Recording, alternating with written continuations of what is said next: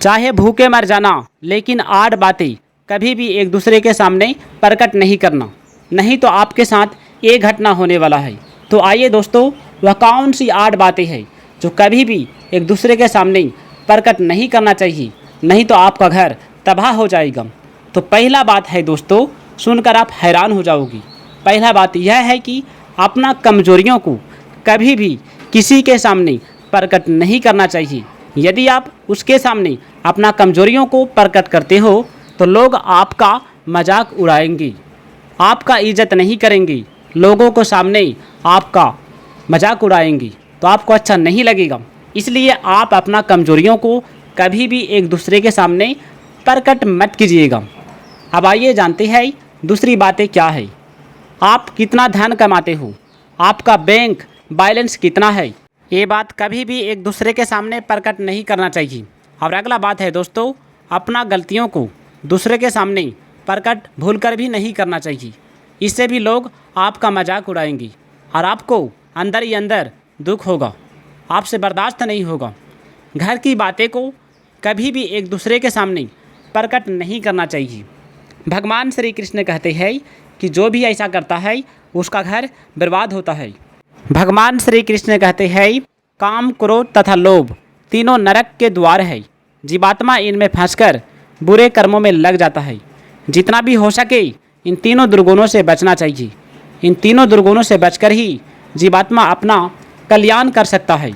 अब आइए दोस्तों, भगवान श्री कृष्ण ने क्या कहा सबसे बड़ी बात। भगवान श्री कृष्ण कहते हैं, जो मनुष्य सांसारिक सीमित पदार्थों को निजी न होने पर भी निजी मानकर आनंद पूर्वक भोगता है, वह हिंसा करता है। दूसरों को दुखी देखकर उनका दुख दूर करने की भावना को दया कहा गया है। महापुरुषों का साथ पाकर उनके प्रभाव से प्रभावित होकर साधारण लोग भी बुराइयों का त्याग करके अच्छा व्यवहार करने लगता है। जीव के एक ओर भगवान है और दूसरी ओर संसार है। जब वह भगवान की ओर चलता है तो उसमें सद्बुद्धि आती है, और जब वह संसार की ओर चलता है तो उसमें दुर्बुद्धि आती है। सद्बुद्धि में आस्तिक भाव रहता है और दुर्बुद्धि में नास्तिक भाव रहता है। विवेक शक्ति प्राणी मात्र में रहती है, परंतु पशु पक्षी आदि योनियों में इसको विकसित करने का अवसर, स्थान और योग्यता नहीं है, एवं मनुष्यों में उसको विकसित करने का अवसर, स्थान और योग्यता भी है। जब मनुष्यों को खाने पीने आदि में विशेष वृत्ति रहती है, तब उनमें कर्तव्य और कर्तव्य का ध्यान नहीं रहता। ऐसे महापुरुषों में, ऐसे मनुष्यों में पशुओं की तरह दुर्बुद्धि छिपी रहती है, सामने नहीं आती। लोभ लालच में डूबे मनुष्य का विवेक लुप्त हो जाता है। उसे उचित अनुचित का ज्ञान नहीं होता, उसका पतन निश्चित हो जाता है। जो भी व्यक्ति कहता है कि नो कोई कर्तव्य है, नो कोई अकर्तव्य है, नो कोई दुराचारी है और नो सदाचार, और ना ही ईश्वर है, नो भाग्य है, नो पाप पुण्य, नो परलोक, और ना ही किए हुए कर्मों का कोई अच्छा बुरा फल है, वह नास्तिक अर्थात ईश्वर को नो मानने वाला होता है। आस्तिक लोग ईश्वर, परलोक या मर्यादा से नहीं डरते, वे शासन, गलत लोगों और गलत प्रभाव से डरते हैं। कोई आदमी भगवान का, कोई कर्तव्य का, कोई धर्म का, कोई स्वर्ग आदि का आश्रय लेता है। इसी तरह बुरे लोग कभी पूरी न होने वाली कामनाओं का आश्रय लेता है। लोभ के फंदे में फंसे लोगों के पास लाखों करोड़ों रुपये हो जाएं तो भी उनकी मांगने की आदत खत्म नहीं होती है।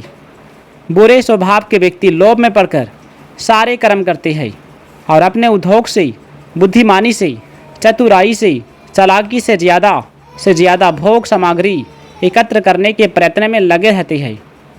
आसुरी या बुरे स्वभाव वाले मनुष्य ऊपर से तो सुखी दिखाई देते हैं, लेकिन भीतर से दुख एवं चिंताओं से घिरे होते हैं। सुखी वास्तव में वही है जिस पर सुख हो या दुख कोई उल्टा प्रभाव नहीं पड़ता है, जो हर स्थिति में समान रहता है। जो लोग किसी के सामने नर्म नहीं होते, झुकते नहीं, किसी महापुरुष के सामने आने पर भी नमस्कार नहीं करते, सामने मजबूरी में झुकना पड़े तो भी अभिमानपूर्वक झुकेंगी, ऐसे लोग स्वयं को सर्वश्रेष्ठ समझने की भूल में होते हैं और ऐंठ अकड़ में रहकर आसुरी प्रकृति के बने जाते हैं।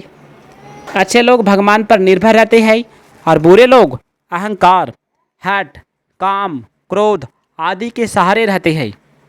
भगवान श्री कृष्ण कहते हैं, मनमाने ढंग से जीवन यापन करने वाला मनुष्य जीवन के अंत समय में घोर कष्ट भोगते हैं और निश्चित ही नरक में गिरते हैं।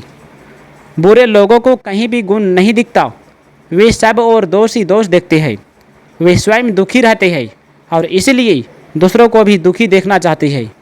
उनके मन में यह बसा होता है कि सब अच्छाई हमारे पास है, इसलिए संसार में कोई आदमी उन्हें अच्छा नहीं मानता, अच्छा नहीं दिखता। बुरे लोगों की संगति नरक के कष्टों से भी बुरी होती है। नरक के कष्टों से तो मनुष्य के पाप नष्ट होते हैं और शुद्धि आती है, लेकिन बुरे लोगों के साथ से अशुद्धि आती है। पाप के ऐसे बीज रोपित हो जाते हैं जो आगे अनेक नीच योनियाँ जैसे कि कुत्ता, बिल्ली, बंदर, कीट, पतंग इत्यादि में धकेल दिए जाते हैं। धन की कामना, लोभ बढ़ने से मनुष्य के भीतर झूठ, छल, कपट आदि दोष बढ़ जाते हैं और किसी भी तरह अधिक से अधिक धन कमाने का लालच बढ़ जाता है। इसके लिए मनुष्य अनुचित रास्ते अपनाने लगता है, उसका लोभ बढ़ता है, क्रोध, क्रूरता बढ़ते हैं और स्वभाव राक्षस जैसा हो जाता है। वह किसी की हत्या भी कर दे तो बड़ी बात नहीं मानता। ये सब कर्म मनुष्य को बड़ी बुराई और कष्टों में धकेल देती है। कई मनुष्य तो ऐसे बुरे बन जाते हैं कि सज्जन लोग उनका नाम तक लेना पाप समझते हैं। जिनका नाम लेना, दर्शन करना, याद करना ही अपवित्र माना जाता है। ऐसे क्रूर, निर्दयी, सबके बैरी मनुष्यों को ईश्वर उनके स्वभाव के अनुसार ही नीच योनियाँ देते हैं। नीच स्वभाव वाले बुरे लोग बारंबार कुत्ते, सांप, बिच्छू, बाघ, सिंह, कीड़े मकोड़े, गिद्ध, चील इत्यादि के रूप में जन्म लेकर अपने कर्मों के पाप भोगते हैं। जो लोग भगवान के दिखाए अच्छे मार्ग पर नहीं चलते, बुराई करने लगते हैं, वे लोग उन्हें भी भगवान पराया नहीं समझते, बल्कि उनकी पाप मुक्ति के लिए ही उन्हें इस मनुष्य योनि में अच्छे कर्म करने की प्रेरणा देते हैं, ताकि उन्हें नीच योनियों में जन्म न लेना पड़े। भगवान कहते हैं, मनुष्य जन्म में मुझे प्राप्त करने का दुर्लभ अवसर पाकर भी यदि वे बुरे स्वभाव वाले मनुष्य मुझे प्राप्त करने का प्रयास न करके बुरे कर्म करते हैं, तो उन्हें बार बार पशु, पक्षी, जलचर आदि की नीच योनिया में जन्म लेकर भगवान श्री कृष्ण कहते हैं, काम, क्रोध, लोभ, मोह नरक के दरवाजे हैं। अच्छे आदमी को इनका त्याग कर देना चाहिए। भगवान श्री कृष्ण कहते हैं, मन के भीतर बसी कामना, ममता, आसक्ति इत्यादि को त्यागना ही वास्तविक त्याग है। नियत, कर्तव्य, कर्मों का त्याग नहीं है। भोगों का त्याग करना चाहिए, कर्तव्य कर्म का त्याग कभी नहीं करना चाहिए। त्याग का फल शांति है और राग का फल दुख। राजसी गुण वाले मनुष्य को त्याग का फल शांति तो नहीं मिलती, परंतु राग का फल दुख तो जरूर मिलता है। कर्म और फल में आसक्ति या लिप्तता तथा कामना का त्याग रहता है। केवल कर्तव्य समझकर कर्म करने से वह त्याग सात्विक हो जाता है। सात्विक कर्म वे होते हैं जिन्हें मनुष्य केवल कर्तव्य समझकर समय पर पूर्ण कर लेता है। इस स्वभाव से कर्म करने पर व्यक्ति का कर्म और उसके फल से जुड़ाव नहीं रहता और वह ईश्वर से जुड़ जाता है। कर्म का फल व्यक्ति को 3 तरह से मिलता है। पहला इष्ट यानी कि इच्छा के अनुसार, दूसरा अनिष्ट यानी कि इच्छा से उलट, तथा मिश्रित यानी कि मिला जुला हुआ। ज़्यादातर आदमी को कर्म का फल मिश्रित यानी कि मिला जुला ही प्राप्त होता है। इसी में खुश रहना संतुष्टि है। जो व्यक्ति सुख और दुख में एक जैसा रहता है, उसके लिए कोई भी स्थिति खराब नहीं हो सकती। वास्तव में अनुकूलता में सुखी होना और प्रतिकूलता में दुखी होना ही चिंता, शोक, भय, घबराहट आदि का कारण बनता है। जो भी नए कर्म और उनके संस्कार बनते हैं, वे सब केवल मनुष्य जन्म से ही बनते हैं। पशु, पक्षी, जीव जंतु आदि योनियां में नहीं, क्योंकि ये योनियां केवल पाप कर्म फल भोगने के लिए मिलता है। मनुष्य 4 तरह की इच्छाएं प्रकट करता है, धन की, कर्म की, भोग की तथा मुक्ति की। प्रचलित भाषा में इन्हें अर्थ, धर्म, काम और मोक्ष के नाम से भी जाना जाता है। अर्थ यानी कि धन एवं काम यानी कि भोग, सांसारिक सुख की प्राप्ति में भाग्य की प्रधानता होती है तथा पुरुषार्थ की गौणता धर्म एवं मोक्ष की प्राप्ति में पुरुषार्थ की प्रधानता होती है और भाग्य की गौणता होती है। भोजन, धन, स्त्री, संतान, परिवार में तो संतोष करना चाहिए, लेकिन स्वाध्याय, दान, जप, तप, कीर्तन, पूजा पाठ करने में कभी संतोष नहीं करना चाहिए। कर्म 2 तरह के होते हैं, पहला शुभ कर्म तथा दूसरा अशुभ कर्म। शुभ या पुण्यदायी कर्म का फल अनुकूल परिस्थिति प्राप्त करना होता है तथा अशुभ या पाप कर्मों का प्रतिकूल परिस्थिति प्राप्त करना होता है। कर्म बाहर से किए जाते हैं, इसलिए उन कर्मों का फल भी बाहर की स्थिति के रूप में ही प्राप्त होता है, परंतु उन परिस्थितियों में से जो सुख दुख होता है वे भीतर होता है। मनुष्य की योनि कर्म की योनि है, सुख दुख भोगने की योनि नहीं है।